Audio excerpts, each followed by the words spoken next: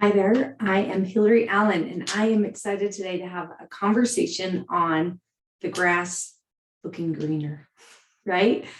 So many people I talk to, even myself, we get caught in that notion that the grass is greener and or insert grass greener to something else, right? So and so is smarter, or their experience is happier, their home is better, their family is closer, right? Insert whatever goal or topic you want to put in there. And, a few years ago, as I was working with a client, we had a great conversation, and it was a huge aha, even for me, as we were having a conversation. And it really got me thinking. I've thought so much on it. This grass is greener. And then as Brene Brown's Atlas of the Heart book came out, I don't know if you've read it, but I love this book. It just really ignited for me again that reminder about the grass looking greener.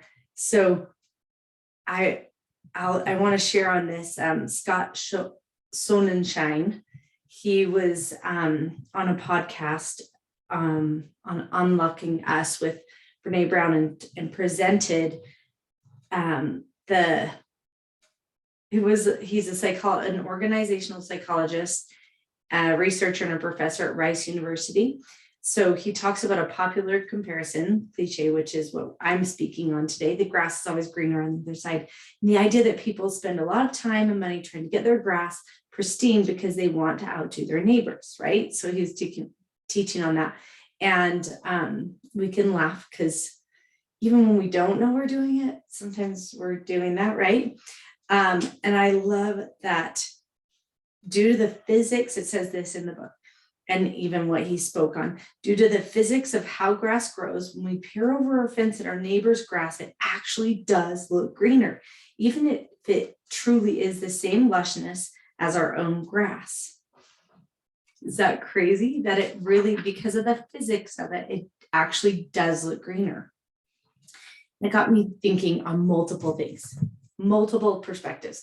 First, how perspective does have a lot to do with how we see something. When I'm looking at something over the fence per se, from the outside in, it can look greener. It does look greener because I don't. And when I'm standing on top of my grass or in the grass, I can see more closely. It's a different perspective looking on top of or in my grass versus from a distance, because of the physics of it and just a perspective, right? And how that changes how we see things. So number one, just consider that. I like to say, am I comparing that person's outsides to my insides? Is that what I'm doing, right? So I think about that. And then I also have thought a lot on, but what if actually I live next door to my sister, and my brother-in-law, he is very good at taking care of his yard. And that is not my zone of genius. I like to do a lot of other things, but I do love to have a nice yard and nice grass, right? But, I could easily be envious of his grass or what he's created over there. But I also get to be accountable for what I'm willing to and what I am doing to invest in my environment to get it to that point. Number one, two is that actually something I want to invest in? We see other people thriving in an area in their life, and maybe it doesn't even go along with our core values and what's most important to us. And that's not judgment on them. That's for them, right? Recognizing for me, am I honoring what's important to me? So I do love to keep my yard manicured and be able to be in it and have it weed free. I do love that.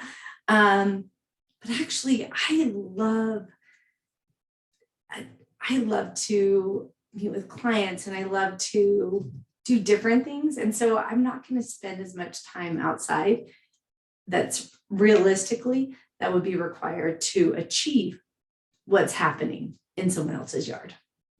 And so being honest with ourselves, like, would I be sacrificing what I value to get to that just to have it look as good as someone else? Not saying, but if it is important to me, then it's important for me to put in the work, right? Another perspective I was thinking is if we could, when we are seeing that someone's life is greener than ours, and we imagine and we kind of get focused on and hyper focused sometimes on if we could just be inserted into their world, what that would, how much better that would be. Like, oh, they have this happy family and they have, good relationships. From our perspective, it looks that way. They have financial needs taken care of. Like, you could fill in the blank, right, of what you dream of and maybe compare what you don't have and someone else has. But I think too, like, back to what I'm willing to put time into based on my skills and what I'm willing to develop and grow within myself. If I went and inserted myself, if I swapped houses with my sister and I started caring for their yard, their lawn, and my brother-in-law started caring for my lawn, over time, what would happen is if I don't change my behavior and it would end up the same. I would look over at his yard, which used to be mine, and it would be taken care of, right? So think on that. Think on, like, do I need to develop skills? Is that important to me or not? That's the very first question. Like, what I'm comparing myself to, is that something that would that take away from what's important to me in my life to develop that and to have that? Does that fit in my core values? To really evaluate that, like, is that really what I am wanting? Right? Because when we in order to achieve or receive something, we get to invest in something, right? So what we plant and what we reap, we sow, basically.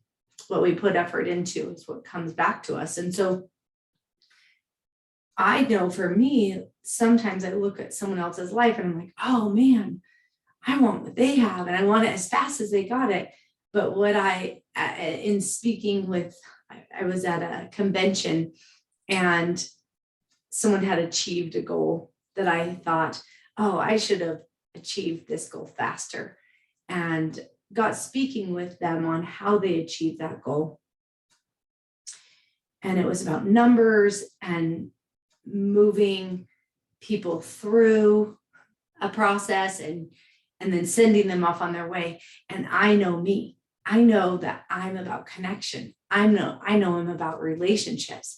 And that would I would be going against myself. And I know after speaking with that person, I really knew that I had arrived where I was into my goals, exactly the pace and exactly the way that was important to me. So at the end of the day, I can look in the mirror and go, I did it honoring myself. Now, sometimes we're not honoring ourselves and we get to acknowledge that. But I thought we acknowledge it without judgment. Like, what if we just don't even look at it? So judgment, I mean, like reprimanding and condemning and criticizing ourselves. There's what I would say righteous judgment, that we get real with ourselves. Like, I'm not really holding up. I'm not really honoring even my own boundaries. I'm not holding myself accountable. I'm not in my truth when I just disregard. I feel myself called to do something, and when I maybe give into fear or I don't act on it, then I'm not in alignment with my truth. And so really, anyway, this whole grass is greener got me thinking about so many multiple ways that we could evaluate, like, each situation in our lives might look like one of those different scenarios that I laid out there. So something to think on, and just consider though that due to the physics of grass, it actually, when you peek over the fence, when you peer over the fence at your neighbor's lawn, it actually does look greener, even if it's the same lushness.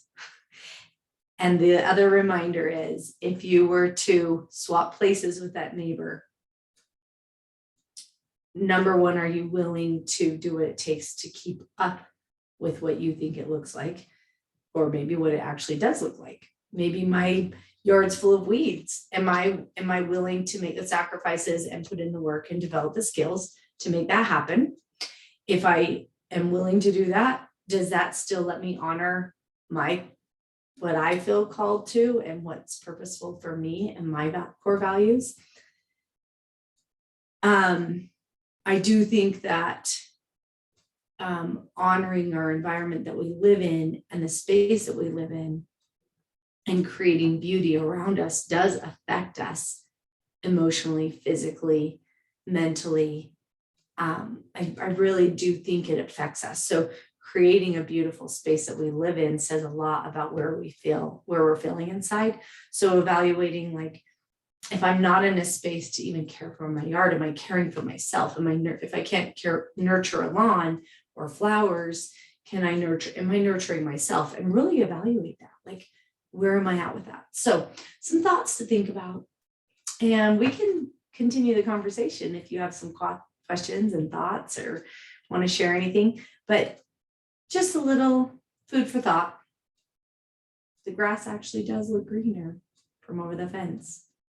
Doesn't mean it actually is its perspective, right? But think on it.